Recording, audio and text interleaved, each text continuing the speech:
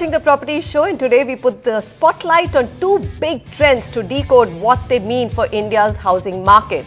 First, the Reserve Bank of India on Wednesday raised the benchmark lending rate, also known as the Repo Rate, by 35 basis points. Now, it's important to note that this is the fifth increase since May 2022, and in all, RBI has raised benchmark rate by 2.25% since May.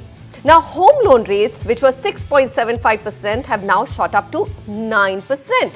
What will be the impact on housing sales in India is what we will decipher.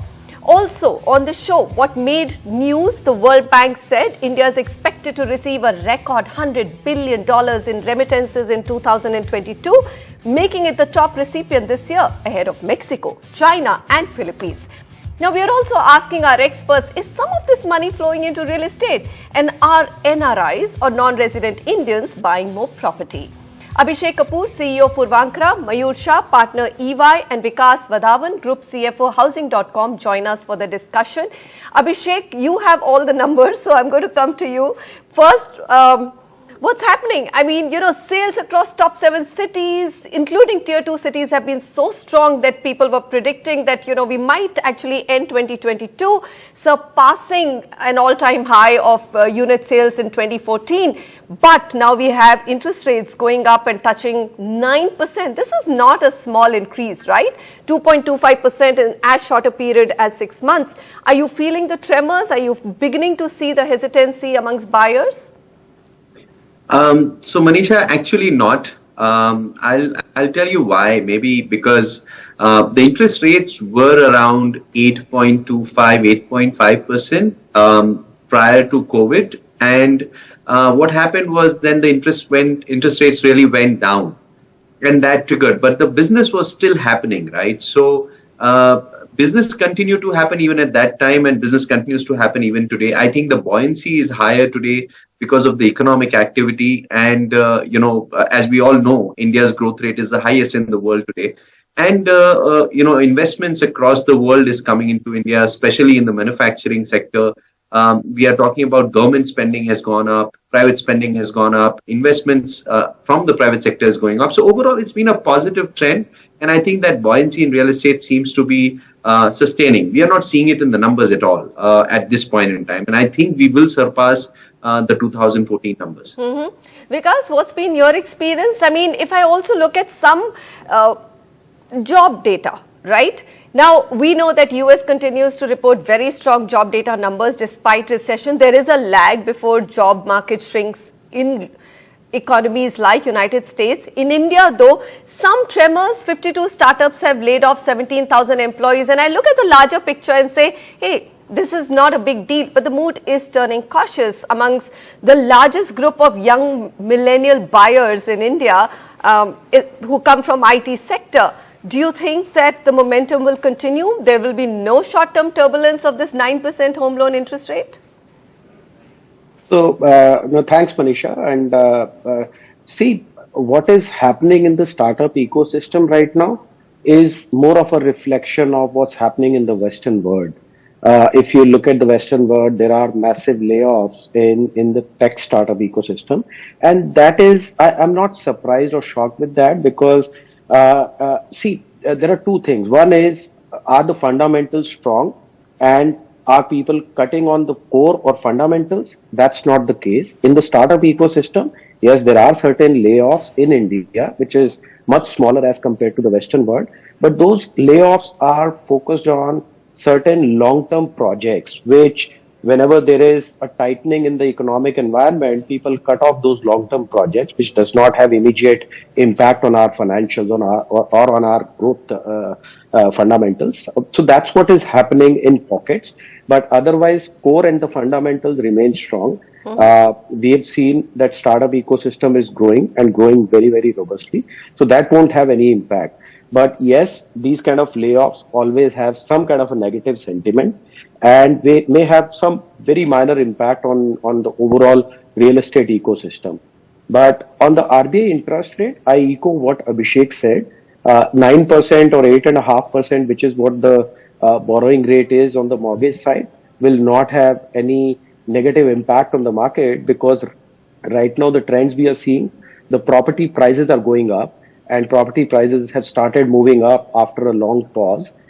So there, from a buyer's sentiment perspective, they want to catch the buzz while the property prices are still within their reach, rather than worry about their mortgage interest rate, which is typically a 20-year long I borrowing. think because you've raised a very important point. You know, people buy more when they see actually prices going up. When prices are very flat, they're not enthused to buy. But that brings me to another question. I was going to take this point a little bit later in the discussion, but Abhishek, I'm going to pull it up right away. Now, JLL came out with its housing affordability index, and they said that, you know, between 2013 to 2021, literally affordability in India was going up because housing prices was flat and home loan interest rates were going down. But now 2022 is the first time that affordability index is dipping, and 2023 is also going to be hard on affordability. Again, not big news, but just playing the devil's advocate, at what level of interest rates do you believe that there could be some pullback in the buying demand? So, you know, traditionally, Manisha, if you look at what the percentage of household income that goes, which is really goes into real estate, has always been somewhere between 52 and 55%. And one of the reports that were published up till March of this year showed that the quantum of money going into real estate of household income is only 45%. What that means is there is a headroom of almost about 10% that's available over there in terms of people having not spent on homes. And of course, there has been an increase ever since in the salary levels, which was quite high. It was, in fact, for IT sector, services sector, it was above 20%. So I really don't think that there is any impact from that context at this point in time. And what we are seeing is pent-up demand. Fortunately, this is one product where the demand just gets deferred. It never expires. So people are back in the market, you are right, as the prices are going up. So, you know, really, I think interest rates, if at all it may have an impact, possibly it will happen in the upper middle segment, and we'll have to wait and watch and see how that pans out. What I mean by that is, you know, if the price point of a product is sub 2 crores, 2.5 crores, the actual impact of EMI, which is up to say 1.5 crores on a 1.5 crore loan, which typically will not be more than, maybe if I add 150 rupees another for 1.5 crores, you're not talking about anything in excess of about 25,000 rupees a month, right? So that and if you compare that with the household income, that number is much larger in the sense that for a 1.5 crore loan, the household income will be anywhere between 3.5 lakhs to 4 lakh rupees. And if people who want to buy, because today's demand is not investor demand, this is all end user demand. Everybody is taking a loan. So in that sense, if you are an end user and you're seeing prices go up and you know that this is a good time to buy, you know that the interest cycle will play out. And at any point in time you buy, because over a home loan cycle of 15 to 20 years, people have really educated themselves that, you know, interest will go up. And what goes up also comes down, isn't it? So I think we can just hope for that best. But I'm glad to hear that, all right, you know, we are likely to continue to see good days in housing demand, because we do know that India's GDP is quite closely related to how real estate performs. So let's move on to the remittances story, which also made big news. It seems, I mean, $100 billion, and also India being ahead of China is quite something to be positive about. But now, how much of it is coming into real estate is the big question. Because tell me, have NRIs come back into the market? Because so many of them really did burn their fingers with stuck projects, and they'd actually sworn off real estate in India. Absolutely, Manisha. We've seen in the past as well, NRI segment is one large segment which continues to buy properties in India, either for their folks or parents who are back home in India, or even from investment perspective. So we saw there was a decline in NRI demand between 2016 to 2020. But what we are seeing or observing that NRI demand is coming back, and there are a couple of reasons for that. There was a lack of confidence in the market for certain reasons between the 2016 to 2020 period, which has come back. and that has come back on the back of RERA. People now, whatever projects are getting launched, they are all RERA approved. People have confidence in getting delivery of what they are buying, and that is where NRI who is far away from the home is comfortable investing because they have that assurance. Second big thing which has played out is a lot of consolidation has happened in the market over the last 2-3 years, where the bigger brands have a much wider presence in most of the bigger markets. And that is where when an NRI who's far away from the ground realities, they are happy putting in money on a big brand. And these are the two major reasons where NRI demand is coming back. In addition to, yes, property prices are going up and hence people want to catch the bus. So these are two reasons primarily driving NRI demand. Okay. Abhishek, have you seen that shift? I mean, NRIs coming back, inquiries going up, actually turning into transactions. Because, you know, when it comes to NRIs buying in India, the dollar to the rupee plays an important part. And we've seen that rupees actually slid about 20% in the last 4-5 years. So yes, the dollar can buy more today, but there's also a question of, in case they want to repatriate that money, sometimes all the appreciation which happens in the domestic market is just lost in that dollar appreciation. So how do these two sentiments play out? So NRIs look at end buying of homes, or do they actually look at investments as well? So let me start with the data point on what we are seeing in terms of NRI sales. So we were surprised with the fact that with the increased volumes, we have seen 84% increase in number of units, 66% increase in value terms of sales to NRI from the previous year. But how is it stacked to, let's say, 2018 and that period before COVID? So, you know, actually it is, let me put it in another context, right? So our overall business went up, like across the property sector, our overall business went up by over 40%. And in that context, 66% increase has happened in the NRI business. But if you look at percentage terms, as a percentage, we have gone up by 20% of the overall business. So if we were doing, say, about 10-11% of the business, now we're doing 13-14% of the business from the NRI market. So that's as far as the numbers are concerned, and how this reflects in the fact that, you know, you're seeing a lot more NRI demand, and therefore, you know, you see the volumes and value coming in there. Okay. And I quite agree with Vikas, consolidation and the brand piece and RERA piece has really played out. The second point you were making on the depreciating rupee and what happens if you want to repatriate, majority of the buying that happens is really buying that is happening either from the Middle East or many markets where you know, all of these buyers, NRI buyers, know that they are more likely and most likely to come back home, and they want to make investments back home. And therefore, you know, there's unlikely chance of them taking it away. So, you know, for example, largest market is really the Middle East market, right? Because we know that they won't stay there forever in their life. In all likelihood, they will come back to the country. So one piece is that. The second piece, which is again, as a asset, it appreciates a lot more. So if you've invested early in the project at new launch stage, you are seeing 50 to 60% increase in terms of appreciation by the time the project gets completed, GST goes away, and therefore your value becomes much higher. And you have invested early in the project, and therefore that kind of compensates it as well. So, you know, in that sense, I think people do their math, and that's why you're seeing the investment go up. All right. Well, we've kept Mayur waiting, but I think we will just take a very quick short break because it's important to understand what all can NRIs buy in India and what are the tax implications of their investments. Are they any different from what are the tax implications for Indians buying real estate, and what are some of the things they should be careful of when they buy property in the country? Stay with us. We'll be back in just a jiffy.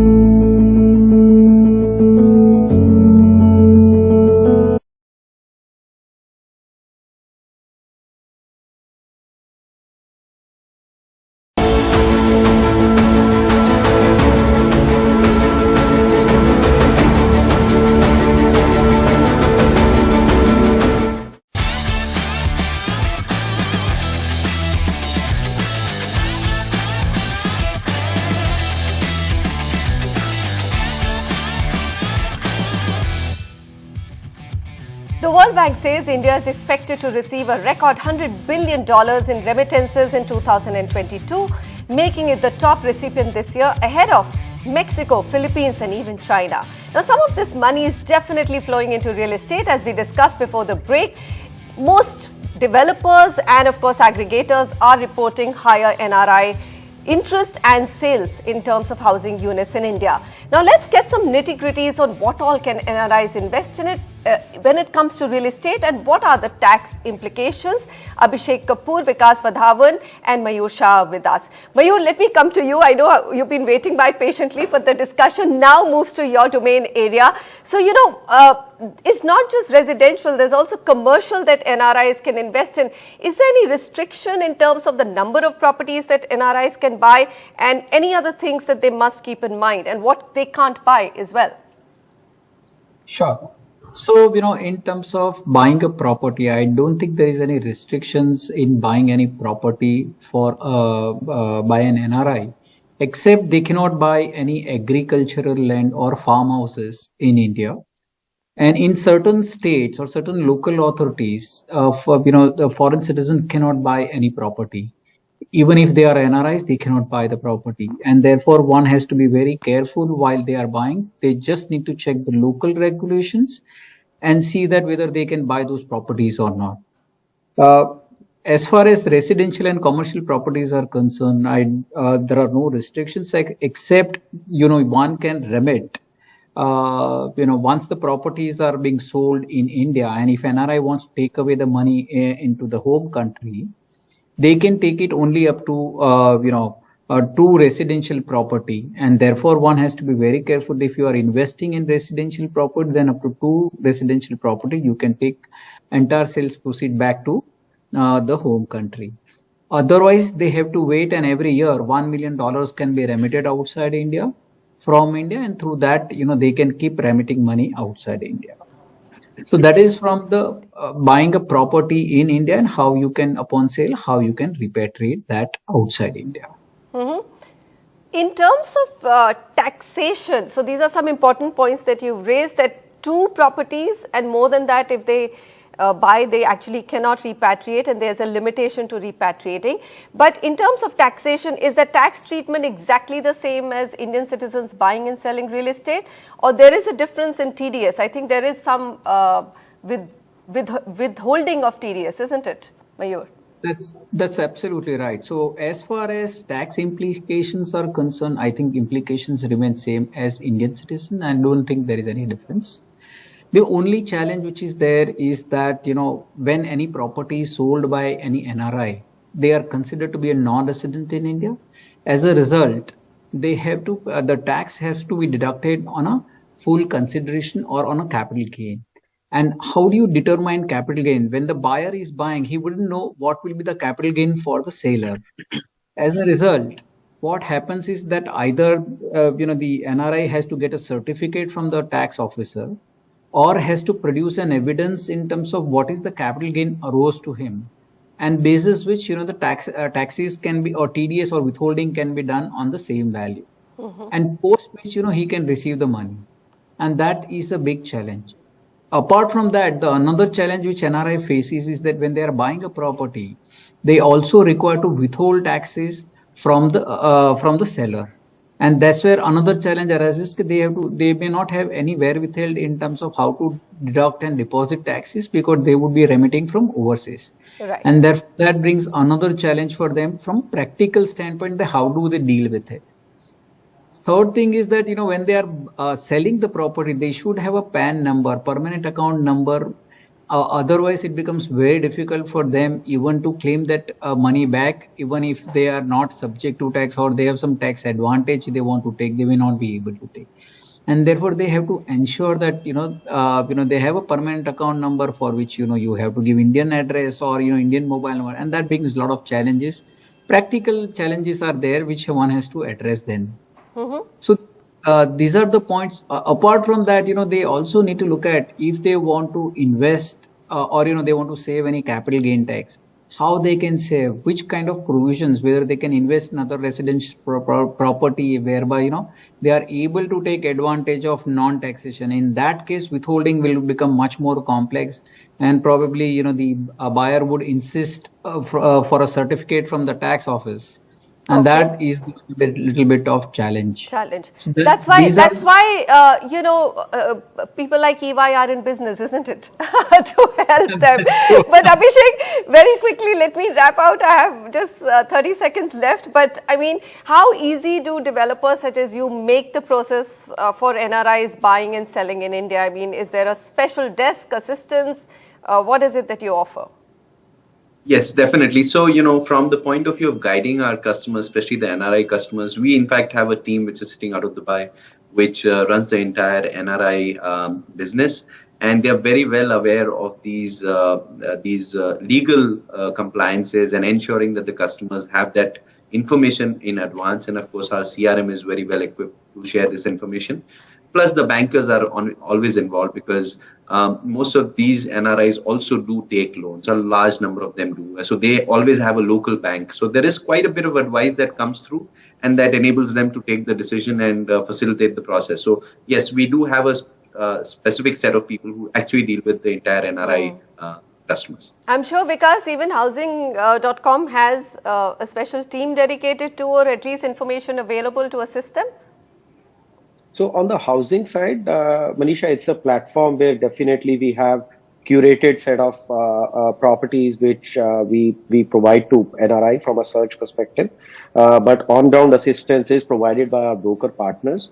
And on the PropTiger side, we have a dedicated NRI team who caters to NRI customers and provide that end-to-end service. All right. In fact, I mean, there's been so much change in India's real estate, with regulation coming in, more transparency coming in, and information available. So I don't think it's that challenging. And of course, the rupee is now so much cheaper. So therefore, your dollar buys you so much more. Well, I'm going to wrap out. Vikas Wadhawan, Abhishek Kapoor and Mayur Shah. Gentlemen, thank you very much for joining me today on this show. And that's a wrap from me. Thank you so much.